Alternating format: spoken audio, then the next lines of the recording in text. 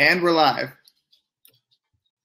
Hello, everyone. Welcome to episode 2 of Kids Deserve It, Blab.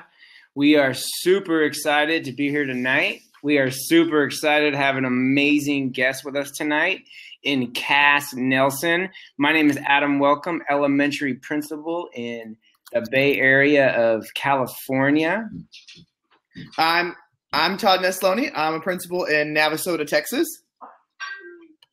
And do you want me to introduce myself? Go for it. Awesome. I'm Cass Nelson. I am an elementary principal in Oklahoma. Thank you to everyone for watching last week. Thank you for using the Kids Deserve It hashtag. We encourage you to use the hashtag tonight and throughout the week with different things that you're doing in your school, in your classroom, in your building, in your district, in your state. Cass, we have a few questions for you. Tell us a little bit about. I want to remind any of our viewers and listeners to participate in the chat along the side as well, because in addition to the questions that Adam and I have, we may be using some of y'all's as well to talk to Cass about. Thank you, Todd. So, Cass, best way to start. Tell us a little bit about you, your background. Absolutely. I have been in education for 17 years. I've been a principal. I'm in my 9th year being a principal. I have been a principal at 2 different schools. A little school that is even further west in Oklahoma than I am right now. And this is my 5th year actually at Vicei Elementary. It's a small rural community, northwest Oklahoma. We are about 2.5 hours from Oklahoma City. So we are what you would consider rural. I have about 220 pre-K through 6th graders. And we have a small ELL population. English language learners, and we are known throughout the Northwest region as being a great school for students with special needs. So we have a higher population of special needs students than other schools that I have, other small schools that I have taught at. So, excellent. Thanks for the intro, Cass. Yeah. What is something you're doing with your kids that you feel is really innovative or pushing the way things have been done in the past? Something you're really proud of? Oh my goodness, something that I'm really proud of. Oh man, I would have to say that I think just really, I don't know how to put this into words. Let's see. Probably just letting them be leaders we have what's called a monthly assembly. And so we showcase students, we showcase a class, and that class is the leadership class of the month. They lead our school through all of the things at the assembly. They and their teachers come up with some way to highlight themselves also. Like they'll do a recitation, they'll perform a song. They might even, at our last monthly assembly, my 2nd grade students made a video for Principals Appreciation Month, and they starred as myself and some students, and it was pretty awesome. So nice. I think just letting them be leaders. Nice. Let people be leaders. Todd, go ahead. I was going to say, I know that we all of us face challenges no matter what part of education we're in, whether that's expectations being placed on us that are unrealistic or things that we've tried and failed or anything like that. But thinking about a challenge that you faced recently as an administrator, what would you say is probably one of those big challenges that you've had to overcome? Okay. Here at Vicei, I did mention our ELL population, and we have gotten some students that don't speak English at all, and so that's a real challenge. That's a challenge as an administrator to know that you're sending a child into the classroom who cannot communicate, and so that's been a real challenge for me. And I can think of a particular student in mind who came to us about February of last year, and he'd actually enrolled at another school just down the road and was there for a very short time. So I kind of feel like we were his first real school experience in the United States. And honestly, we weren't successful to start with. He didn't like school. He clung at the door to not have to come in. I mean, it was that scary for him, I should say. But with a great teacher, with a teacher who is embracing his language barrier, and through myself interacting with him, talking with him, reading books with him, his mother told us through translator, because she only speaks Spanish too, told us that he now waits to watch the first bus pull up in front of the school. And when he sees that first bus, he lives across the street from the school, by the way. When he sees that first bus, he runs out the door, darts straight to school, cannot wait to get here. That's awesome. Well, hey, we have a question from M. Lisery that says, do you find 100% teachers on board with a lot of your mindset or your ideas? Or how do you kind of relate to teachers who may have an old guard mentality or anything like that? Okay, yeah, I do. A lot of my teachers are willing. They follow my lead. I had one say the other day, oh my gosh, another thing to log into, another password, because I'm always sending them something, Evernote, or, there's lots of things that I just throw at them. And another one was Padlet, or let's see, I can't think of the name of the app. Anyway, I'll go on. Yes, they are, for the most part, they are ready to follow my lead, and they just jump right in. If I do have a teacher that, is more hesitant, or maybe doesn't even have the technology to do what we're doing, then I try to find other avenues or other ways to work with that teacher, or to get that information to them. Because to be honest, we have some teachers on our staff who are, they're still in that phase, they haven't adapted yet, and they may not adapt. Everybody's got them. yeah, and they may not ever adapt. So, but I still don't want to, just to keep them completely out of the loop. Although I'm always constantly encouraging them to jump on board and, do what the majority of the crew's doing. Hey, Cass, we have a question from Michael Buist in Arizona. Do you find it easier to have faculty embrace these changes coming from you or coming from a classroom teacher? That's a great question. I think it's almost a 50-50 here, because I feel like I do have such a great rapport with my staff that they are willing to jump on board. If it's something that I think is going to be great for kids, they are willing to jump on board. But it works the same way for a teacher. If they see somebody else using it, and I will say, with strategies and practices and things in the classroom, they may be more willing if they can see a teacher doing it, because I can take it to a staff meeting and I can show them and I can, model it for them. But if they actually go in and are able to see a teacher teaching, using that strategy or using that technology, then yeah, they're more than likely going to try it at least. That's exactly right.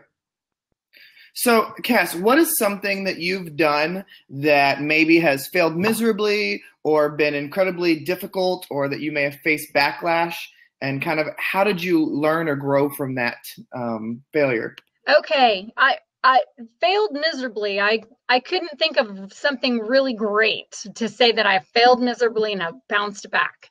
But one thing that I do struggle with in Northwest Oklahoma is the distance that we have between even other schools and the city area. So a big struggle that we have is just distinguishing, okay, what great things are going to be good for our students, and then what kind of PD can we get being so far away from I guess I should say the action or the hub where a lot of things happen in Oklahoma City or in Tulsa. So we've really had to work through that. We've had to find other means. I've had to encourage teachers to be on Twitter, or teachers to be more connected in other sources. So I know that's not a huge failure, but sometimes it is a failure, because sometimes we look for something that we're doing and it doesn't work out, and we've got to find another way to go about it. And so I don't know if that's a great answer or not. No, to me that makes perfect sense. Yeah, it can be a challenge just trying to get people outside of your campus. You know, it's funny. You can always tell where people are from in the country because we call our schools campuses out here, and people in the Midwest and the East Coast call them buildings. But getting people outside to look outside for different ideas. You know, Cass, I think you're right. That can be a challenge within itself. And I was going to ask you, what's your biggest challenge in Oklahoma as a principal? But I think you kind of answered it. Anything else to add other than like the biggest challenge? Well, yeah, I mean, I hear you all talk quite a bit on Voxer and on Twitter about your administrative meetings. And you come together as, you know, I'm sure you've got a host of elementary principals. And I am it. I am the bus driver and the custodian and the federal programs and the ELL and the gifted and anything else that you can name. I am it. And so that is a big struggle for me. Sometimes I feel like I'm all by myself here. That is why I have clung to Twitter. That is why I have clung to Voxer. That is why I read blogs as much as I can, because I need to be connected. I need to know what's going on outside of my little space in Vici, because I want to be able to make the best choice for my kids and give them the best preparation that they've got to go on to junior high, high school, and beyond. Very I think nice. that's great. Very nice. Any advice for others who are facing adversity, Cass, or struggle? I would say tackle everything with positivity. That is what I do. I have read The Positive Dog. It is a great book. And just everything that you look at, you can either look at it and be upset and disgusted, but that's not going to really get you anywhere. If you look at it positively, you can deal with anything. So anything you're facing, just tackle it with a little bit of positivity and it'll get you a long way. You know, and that's something that I try to tell my staff on a daily basis. You know, we can choose our behavior. And I remember growing up, my mom used to always say, nope, don't say somebody else made you feel like that, or you choose how you want to react and you choose how you want to feel. Right. And that's kind of something I tell my staff. You know, we can choose to make this a great day, or we can choose to find all these things that are not going right and focus on those instead. Right. Michael has another great question. He says, how do you get others to embrace Twitter or Voxer or blogs? For us and us three in this call, we just do it naturally. I mean, like you said, it's part of our lifeline. It's part of what we do to keep connected. And, you know, I often talk about how it's one of those things that I didn't understand until I was in the midst of it. It didn't make sense to me of why I would need it or why I would want to be a part of it. So how do you convince your staff that this is that those are such needed tools for them to have? I guess it started with conversations with them. You know, I would talk to them about what I was doing on Twitter or what I was finding, or I would show them anytime I could show them a resource or anything that I got from Twitter. I would say, by the way, I got this from Twitter, or by the way, I had this discussion in the Oklahoma Ed Chat Sunday nights at 8:00. Hint, hint, hint. You know? But I think it just starts with that conversation and modeling that and letting them know that, hey, I'm active and I'm learning all these great things, and I want you to come along with me, or I want you to get on there, and I want you to talk to first grade teachers, or, you know, whoever it may be. And then from there, we brought a technology person. I guess I shouldn't say person. He's a presenter. We brought him to our school, and he was able to speak even more in depth about the great things that Twitter can do, or even other technology avenues. So, and that day that we brought him to our school, a majority of our teachers got on Twitter. So we kind of got started then. And then so from there, it's just, we've got a school hashtag now. We are trying to incorporate it in different things. Our school has a school hashtag dare to be. So all year long, we are daring to be positive or citizens or responsible, etc. So we're trying to incorporate it in our everyday. I'd love to throw Adam out one more question before we wrap up. I love Tammy Massman's question. How do you find balance between school and your own family? I think that's something that's difficult for all of us. It is so hard. In fact, just tonight I was writing an article and my husband said something to me, and I was typing and I looked up and said, "What did you say?" And he said, "Oh, it does get frustrating when things kind of intermingle, and school and and family intermingle. But I guess the way I find balance is through my children's activities, through just knowing that we're going to spend time together at home, just knowing that, we're going to sit down at the dinner table and we're not going to have our devices and we're not going to do any of that. I have 3 children. 2 of them one's 12, one's 9. So they both have some sort of a device. So we know that that's not going to happen at certain times during our evening. I have a little bit more challenging reason for mixing them so much. My husband is also the superintendent here at my school. Oh, that has a different element to it. Yeah. Yeah. So we really do have to make a conscious effort to not talk school at certain points in the day, because we could just go at it all night if you want, if you want to say that. But we do make a conscious effort to not talk school. Yeah, I always say that I'm a hard worker, not a workaholic, and the work's always going to be there, and you got to walk away. My family's eating dinner right now while I'm here, and it's a balance, right? You got to balance it all. So it is. We're going to close out the show with a challenge for the week. Cass, give our listeners a challenge for the week. Bring it. Okay, I'm bringing it. This is going to be awesome, right? Okay, my challenge is, I guess my mantra is, it starts with me. And so my challenge is to, whatever you do, whatever kind of change you want to make, or whatever kind of day you want to have, or whatever kind of relationship you want to have with a student, it starts with me. It starts with us. We're the leaders. We're the teachers. We're the educators. We are one of the main influences in our kids' lives, in our students' lives. So go out there this next week and do something, and start with you. High five at the front door. Give high fives at the end of the day. Form a relationship with a student who maybe is real quiet in your class and that you don't interact with a lot, or even in your school. Form a relationship with a student who struggles, like an ELL student or a special ed student. It starts with me. So what is going to start with you? Love that. Love it. Love it. Cass, thank you for being on the show with Todd and myself. Thank you, everyone, for watching the show.